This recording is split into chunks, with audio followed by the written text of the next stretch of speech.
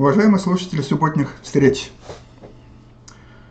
мы с вами на сегодняшней встрече поговорим о законах экологии. Вы можете спросить, почему про законы экологии, а не о чем-то другом? Для обоснования этого выбора есть ряд аргументов. Во-первых, хотя бы потому, что я являюсь преподавателем кафедры экологии, географии и природопользования, и отсюда вопросы экологии входят в круг моих профессиональных обязанностей. Это первый аргумент. Второй аргумент. Во-вторых, в рамках школьной программы вы изучаете много предметов, таких как биология, химия, физика, география и так далее. В процессе изучения этих предметов, например, биология, вы получаете знания по растительному и животному миру. Когда вы изучаете химию, о строении молекул, ионов, особенностях химических реакций. Когда вы изучаете физику, то вы получаете знания о строении атомов, об электронах, протонах, нейтронах и так далее. Все эти знания дают вам ваши преподаватели, так называемые предметники, как их принято называть.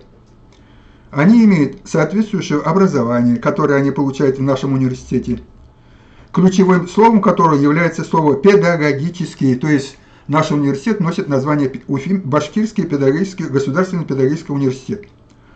Однако в рамках нашего университета ведется подготовка и других направлений, или, как часто говорят, специальностей, которые имеют другую направленность, например, как носит название наша специальность «экология и природопользование». Как было выше сказано, все вышеупомянутые предметы, как биология, физика и так далее, изучают узкоспециализированные области окружающей нас природной среды. Это не означает, что они не нужны или не важны. Это не так. На основе достижений этих наук разрабатываются новые технологии производства, строятся заводы, создаются новые материалы, лекарственные препараты. То есть, таким образом идет работа экономики, которая является основой существования любого государства. Почему? Потому что предприятие платит налоги, на их основе составляется бюджет. Денежные, финансовые средства идут на строительство школ, заводов, выплату зарплат, чтобы наши школы были оснащены современными приборами, компьютерами для занятий. А любое производство, работа заводов, движение автомобилей сопровождается чем? Чем сопровождается? Правильно, выбросами загрязняющих веществ в атмосферу, сбросом сточных вод в водоемы и загрязнением почв. Все эти вопросы очень сложны для решения. И чтобы защитить нашу окружающую природную среду от окружения, как раз для выяснения вот этих вопросов как раз и существует такая наука, которая носит название экология. И поэтому эта наука как раз и изучает взаимоотношения между живыми организмами и с окружающей средой, с учетом всех тех знаний, которые выработало человечество, когда изучали животный мир, растительный мир, строение элементов, значит, атомов и молекул и так далее, и так далее. И поэтому на сегодняшний день экология является комплексной наукой, и она, эта наука, использует все достижения, которые достигнуты в отдельных областях научных знаний. Как я уже вам говорил, физики, математики, географии, астрономии и так далее, и так далее. И поэтому мы сегодня рассмотрим эти законы экологии. Поскольку я уже вам говорил, в рамках нашего университета существует такое направление обучения, как экология и природопользование, это как бы законы экологии являются теоретической частью экологии. А помимо упомянутой теоретической части, есть еще прикладные направления экологии, такие как химическая экология, медицинская экология, космическая экология, промышленная экология, транспортная экология. Вот все специальности, которые учатся или проходят обучение в рамках экологии, они все должны знать теоретическую часть, то есть вот те законы экологии, которые мы с вами сегодня должны рассмотреть. И теперь непосредственно давайте мы с вами начнем рассматривать эти законы. Ну, собственно говоря, для вас, наверное, не является новостью, что здесь вот дано определение науки, что такое экология.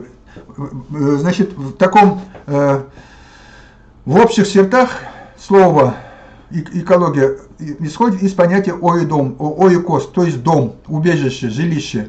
Логос – это понятие.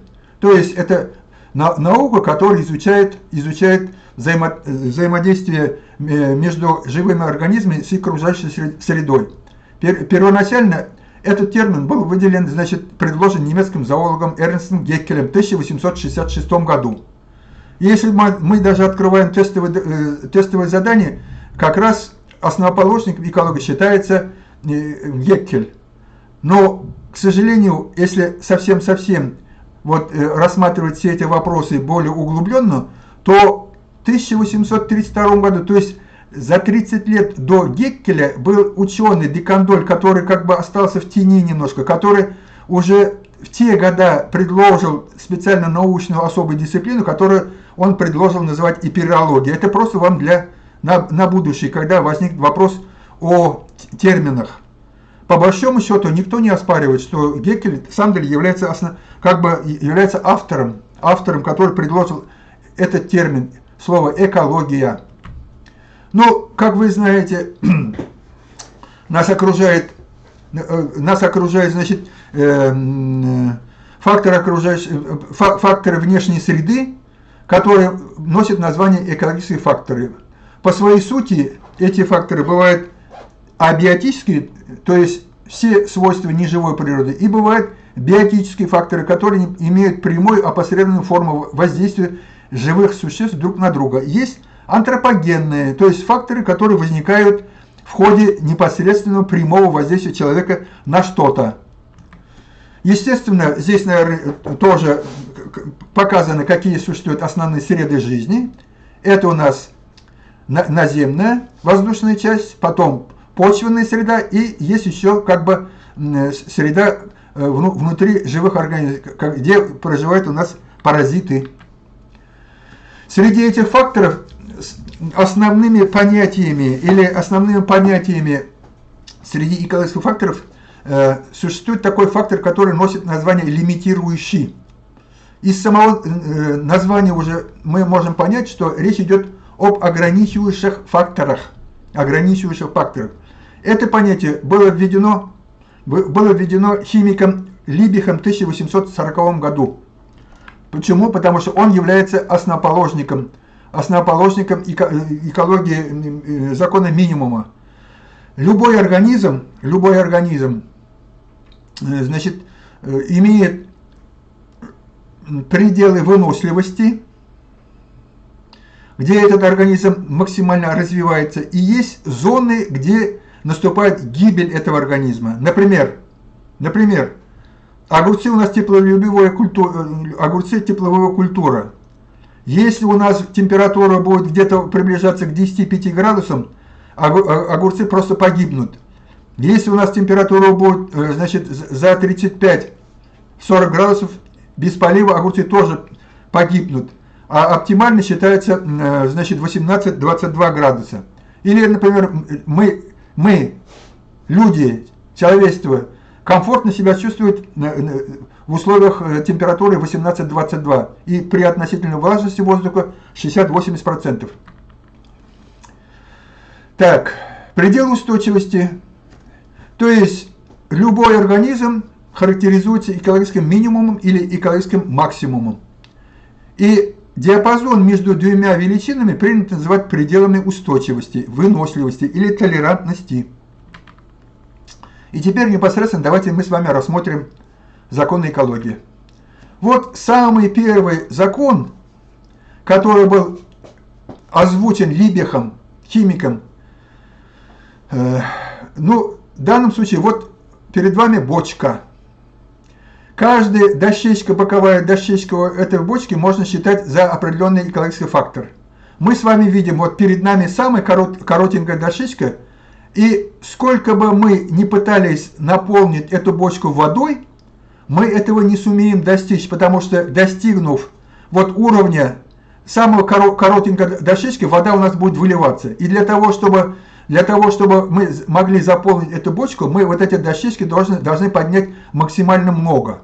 То есть, даже при внесении каких-то удобрений, например, при выращивании огурцов, например, если у нас не будет нехватка азотных удобрений или азота, то есть он будет находиться в минимуме, урожай будет определяться именно этим элементом, то есть содержанием азота. Для того, чтобы повысить продуктивность огурца, значит, нам что? Нам необходимо внести азотные удобрения. Тогда у нас уже как бы продуктивность будет расти.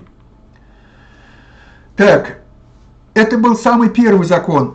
Потом, буквально уже, значит, американским ученым Шеффордом был сформулирован закон толерантности, который показал, оказывается, для организма, значит, лимитирующим является не только фактор, который находится в минимуме, оказывается, есть тоже предельное как бы количество этих факторов, выше которых уже продуктивность тоже падает.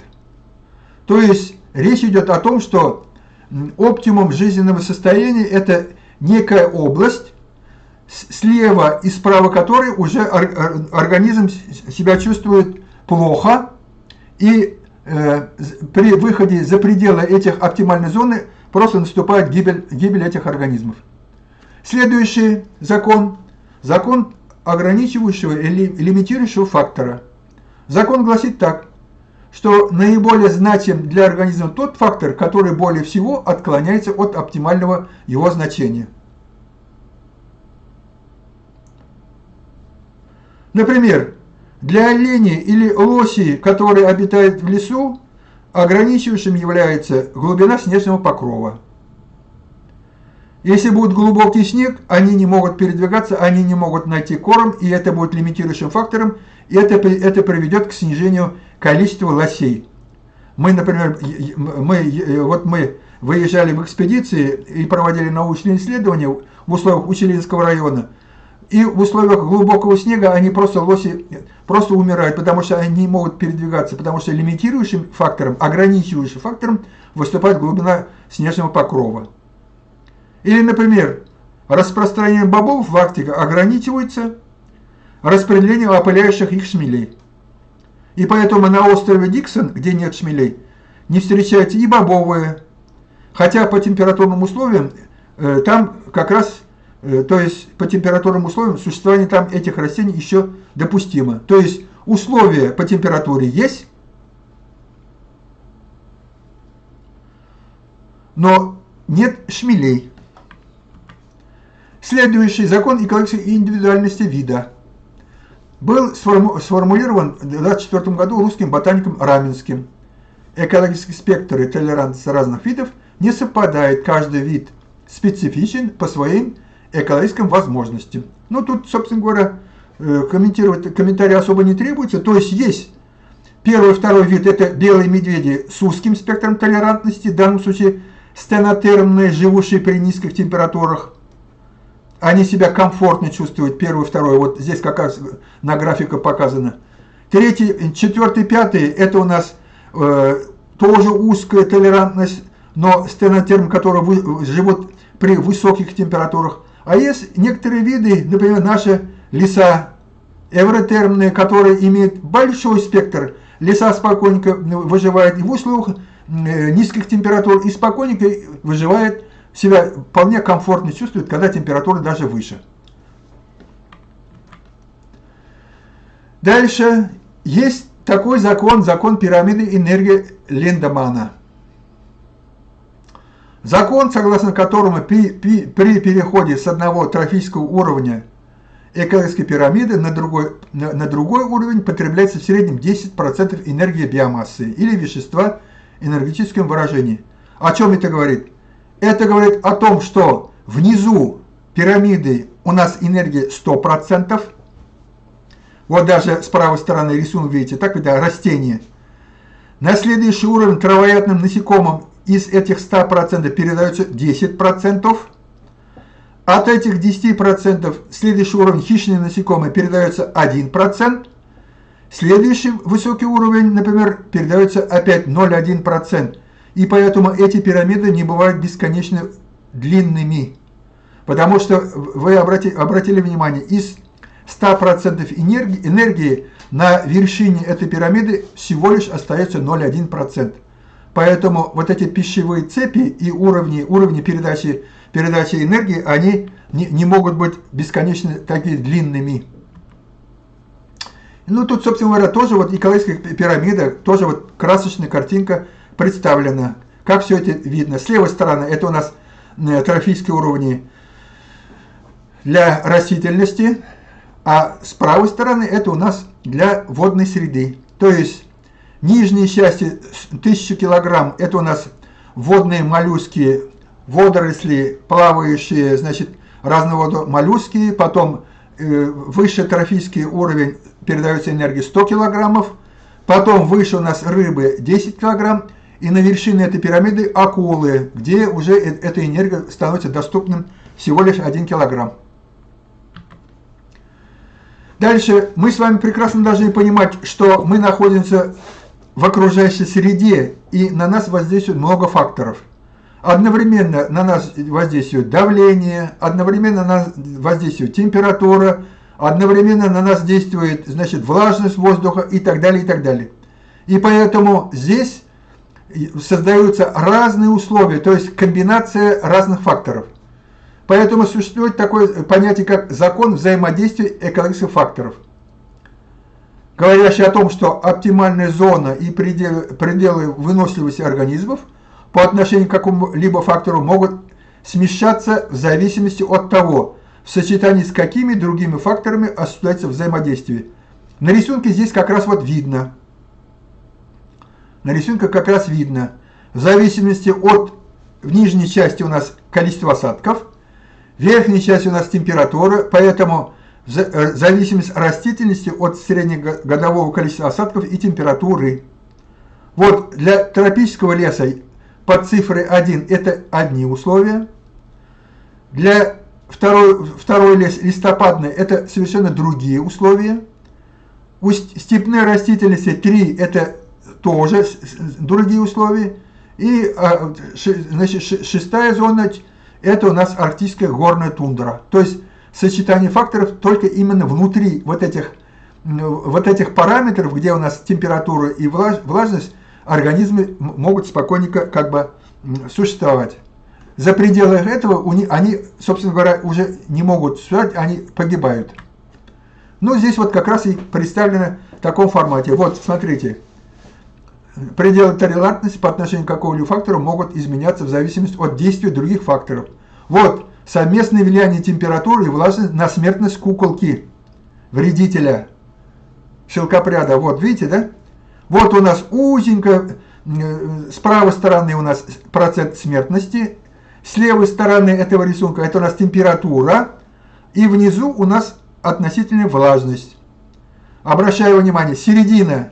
По цифре 10 написано, это оптимум, а во всех других случаях, когда у нас температура относительно влажность меняется, наступает смертность. Вот внизу с левой стороны, видите, при температуре 25 и относительная влажность с 20 до 100% наступает полная, как бы, они просто элементарно погибают. Наступает смертность, 100%. Следующий закон – закон незаменимости фундаментальных факторов. Это закон Вильямса, согласно которому полное отсутствие в окружающей среде фундаментальных экологических физиологических факторов света, воды, углекислого газа и питательных веществ не может быть заменено, компенсировано другими факторами. Предположим, все условия у нас благоприятные, один фактор у нас неблагоприятный, и мы будем пытаться увеличить количество других факторов, но тем не менее нам этого не удастся сделать, потому что факторы незаменяемые. Каждый фактор имеет свой спектр действия, а поскольку у нас растения сформировались именно под воздействием всех внешних факторов, и поэтому наша попытка заменить большим содержанием какого-то фактора никогда не приведет к успеху. Это надо иметь в виду, и это надо знать. Принцип исключения Гауза. Два вида не могут сосуществовать в одном месте, если их экологические потребности идентичны, то есть если они занимают одну и ту же экологическую нишу. Иллюстрация этого закона. Иллюстрация. Вот есть так называемый первый успешный вид, который, как бы, видите, зеленым цветом, число особей у этого вида как бы больше. И вот красный вид, вытесняемый. Поскольку успешный вид, их количество больше, это приведет к тому, что постепенно второй вид исчезнет. Этот вид будет вытеснен. Но, тем не менее, раз этот закон существует, но природа распределит таким образом, вот как раз и здесь вот все и показано. Например, иногда два близких вида, имеющих одинаковые пищевые потребности, живут на одной территории, которые друг другу не мешают.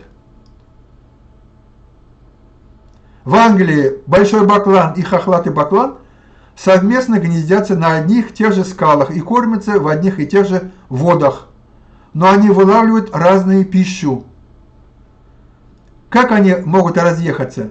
Большой баклан ныряет глубоко и питается преимущественно бентическими животными, камбала, креветки, тогда как хохлатый баклан охотится в поверхностных водах на сельдовых рыб.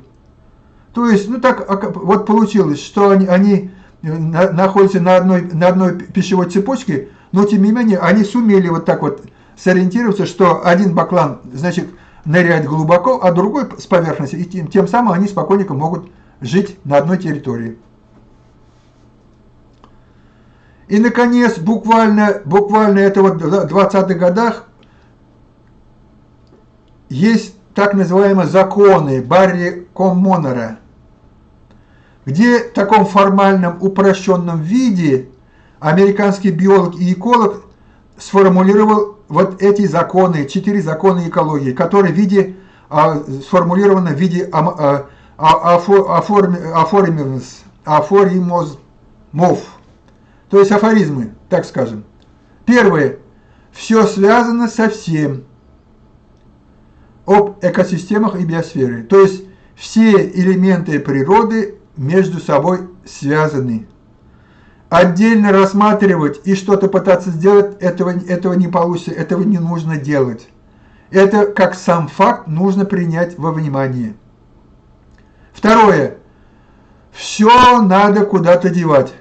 Речь идет о хозяйственной деятельности человека, отходы от которой неизбежны, поэтому нужно думать об их уменьшении и способах захоронения.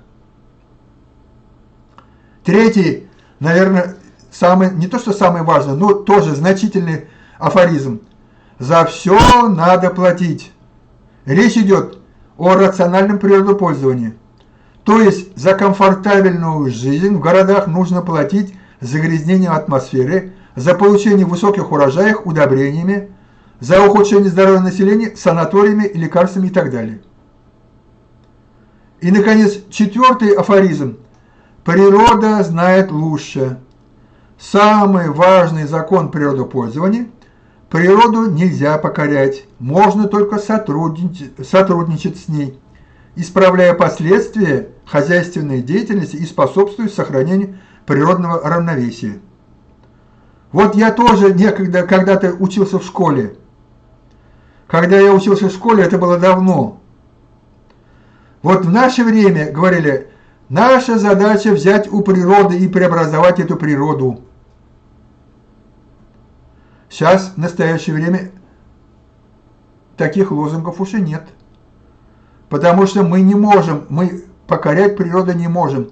Мы можем прислушаться к природе, потому что природа знает лучше нас.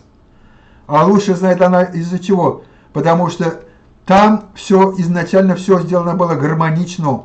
Другое дело, что мы туда оказываем очень часто негативное воздействие потому что человеческая цивилизация растет и идет вперед, новые появляются технологии, количество этих производств растет, количество выбрасываемых загрязняющих веществ растет, сточных вод объемы увеличиваются, тем самым мы нарушаем равновесие.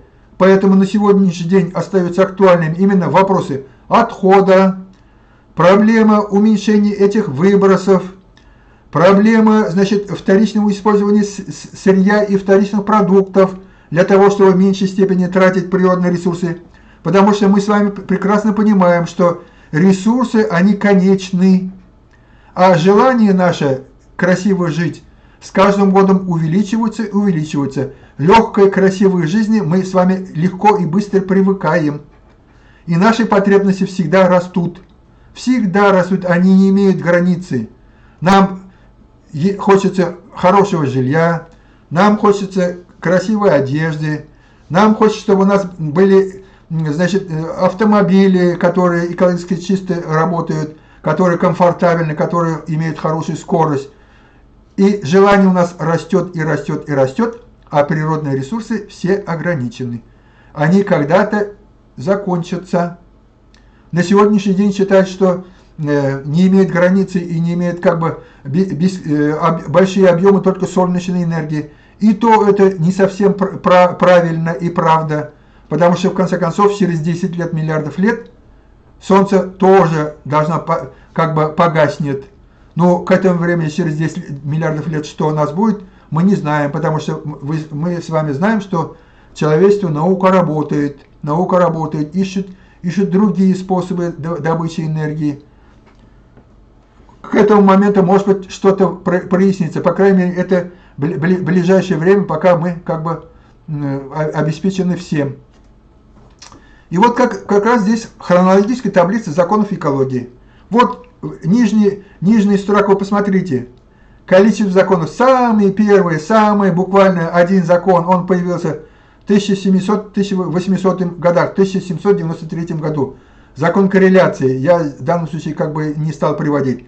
Потом, с 1801 по 1910 годы появился закон Либиха, который был сформулирован в 1840 году. Потом у нас появились много законов именно, значит, в 20 столетии. Даже половина, получается, до 50-х годов. И, наконец, с 51 по 2000 годы у нас появились основные законы.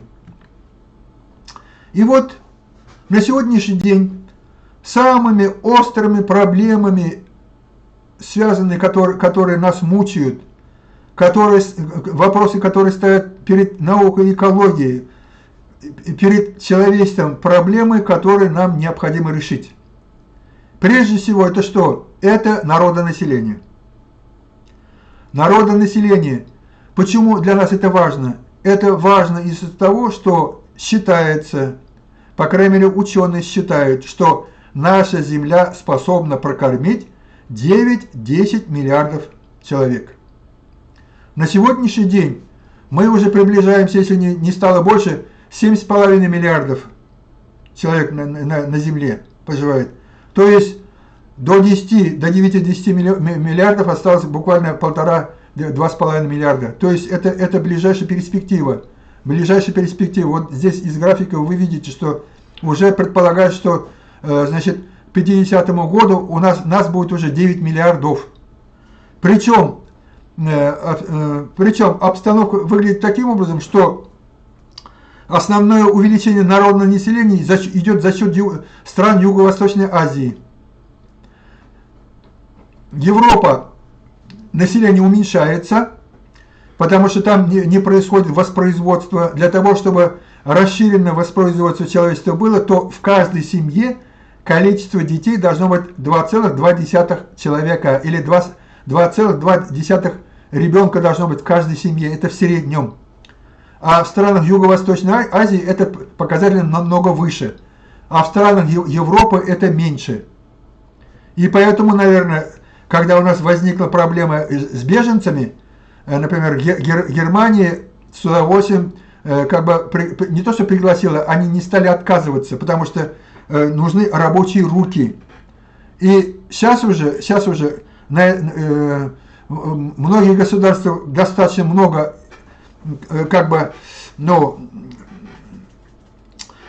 прибыло много беженцев, и теперь уже как бы пошла обратная картина, все стараются в меньшей степени, чтобы на их территории были эти беженцы.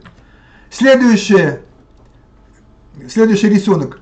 На этом рисунке, обращаю ваше внимание, смотрите, первое, численность населения, это вот голубенькая сплошная линия, это вот как раз народонаселение. Дальше, точками показана концентрация углекислого газа, возрастает, смотрите, уже в 2000 году составляет, значит, 393 миллиарда кубометров, не кубометров, а углекислого газа. И, наконец, мы с вами видим, желтая сплошная линия – это суммарное промышленное производство. Обращаю ваше внимание, какой резкий скачок. Это же даже не арифметическая прогрессия, это просто, ну, какая-то резкая полинома, даже тут сложно судить. То есть, если такими темпами пойдем, мы скоро вообще останемся под